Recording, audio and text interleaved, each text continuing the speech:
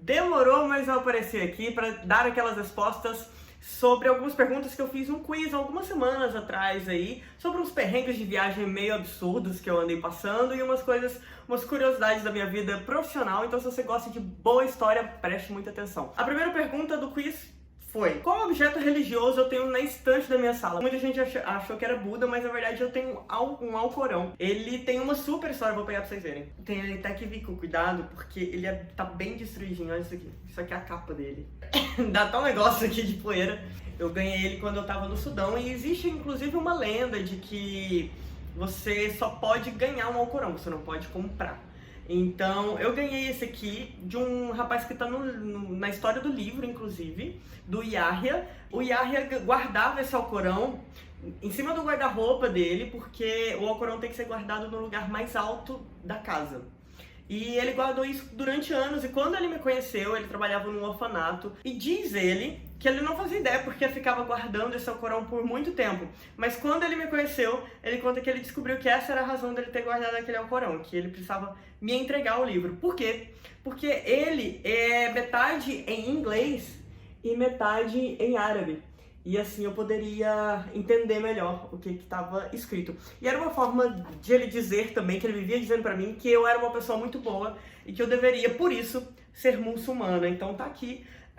Eu não li ele todo, mas um dia vai acontecer, né? Em que país eu fiquei detida 24 horas? Que eu fui detida na Etiópia tentando entrar no Sudão. Fiquei 24 horas detida, foi uma história maravilhosa, eu super recomendo esse vídeo pra vocês também. Essa, a maioria das pessoas erraram porque eu perguntei qual das profissões eu não tive.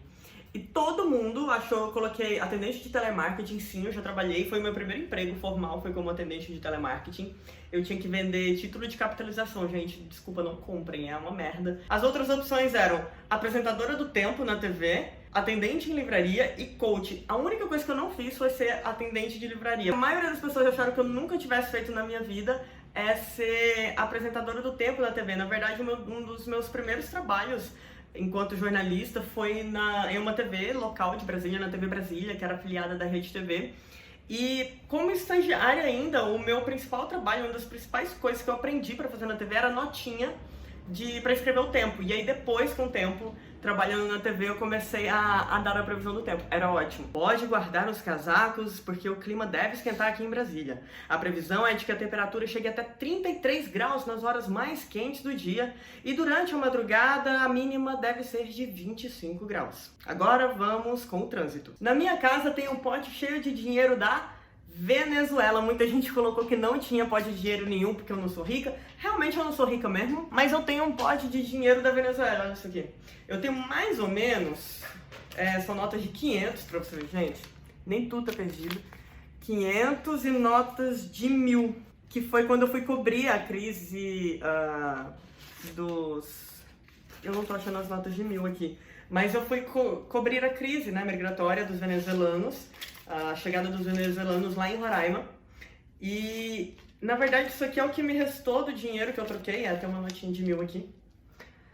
E, na verdade, nesse pote eu tenho mais ou menos 300 mil dinheiros venezuelanos, que equivalem a bagatela de 10 reais. Em qual país eu quebrei a minha muleta? Foi na Inglaterra, foi em frente ao Palácio da Rainha. Foi com glamour, pelo menos, né? Eu fiz um post, tá lá no blog, inclusive, que eu quebrei bem aqui, ó, a muleta. E aí foi um Deus nos acuda, viu? Deu um trabalho pra caramba. Onde eu estava quando eu contraí malária? Eu estava em Uganda. Foi no finalzinho da minha viagem. Quem leu o livro também já sabe que foi uma viagem que eu fiz Etiópia e Sudão do Sul e Uganda. E aí, pra encerrar com chave de ouro, eu passei bem mal e quem me ajudou foi um missionário egípcio que ficou cuidando de mim. Cara, passei muito mal, eu descobri partes do meu corpo que eu não sabia que existia. E foi muito louco, porque aí a médica olhou pra mim e falou, é malária. Eu comecei a chorar e ela falou, não, tô chorando porque é só malária, toma uns remedinhos aqui, rapidinho você fica boa de novo. Sim, eu passei uma noite sozinha dentro de um ônibus na Mauritânia. Na verdade, foi na fronteira com a Mauritânia, porque eles fecham a fronteira lá durante a noite. Eu tava saindo do Marrocos para ir para a Mauritânia.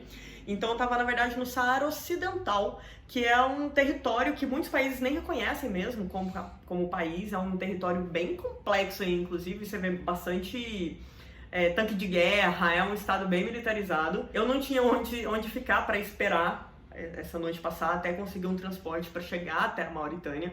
E aí o motorista do ônibus que tava levando a gente, tava levando todo mundo junto, eu fiz amizade com ele, porque né, a gente faz isso. A gente fica amiga de todo mundo, gente. Esse é o segredo do sucesso dos perrengues da viagem. Você tem que ficar amigo de todo mundo. E aí, o motorista deixou eu dormir no ônibus enquanto não liberavam a fronteira. Eu trabalhei vendendo suco de laranja no Marrocos. Isso é outra coisa também que as pessoas acham que eu nunca fiz. Muita gente achou que era essa a resposta, né? De que eu nunca tinha feito isso. Mas eu tenho provas, eu tenho imagens para mostrar para vocês dessa pessoa aqui vendendo suco de laranja no Marrocos. Suco de laranja lá é extremamente tradicional. Assim que você chega na praça principal em Marrakech, você tem, ali no meio da Medina, você tem várias barraquinhas da galera vendendo suco de laranja, vendendo chá. E aí teve um dia que eu tirei pra ajudar essa galera a vender suco de laranja. Foi um dia bem divertido, ganhei suco de laranja de recompensa. Me deram dinheiro já pra sair de um país. Sim, eu precisava de grana porque eu não tinha dinheiro nem pra pagar o ônibus e nem pra pagar o visto que eu tinha que pagar na fronteira pra ir pro próximo país. Isso aconteceu quando eu tava indo do Sudão do Sul para Uganda. Essa história também tá no livro. O problema foi, eu tinha uma graninha pra receber. Só que Sudão do Sul era o país mais novo do mundo e não existia no mapa, literalmente. O Banco Internacional, que é o Western Union, inclusive, que é um banco de remessas internacionais, quando foram me enviar o dinheiro do Brasil para o Sudão do Sul, não constava Sudão do Sul no sistema. O pessoal falou, cara, esse país não existe.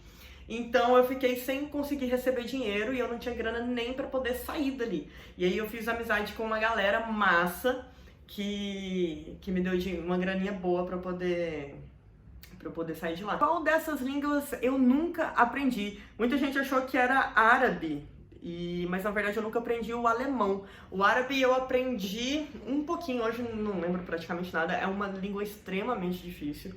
Mas eu comecei a me interessar ainda na vida lá de repórter, porque é um grande diferencial quando você vai trabalhar em agência internacional, você saber falar alguma língua essas línguas que ninguém sabe falar. O árabe eu comecei a me interessar porque eu já sabia que um dia na vida eu queria cobrir conflito no Oriente Médio, cobrir umas coisas, umas tretas assim. Acabei indo pro Marrocos, pro Sudão, acabei aprendendo um pouco mais desse idioma também. Qual dessas caronas eu já peguei? Então, a carona que eu já peguei das opções que tinha uma van no Peru, uma charrete no interior de Goiás, apesar de eu ser do interior de Goiás, eu já andei de charrete, mas não de carona.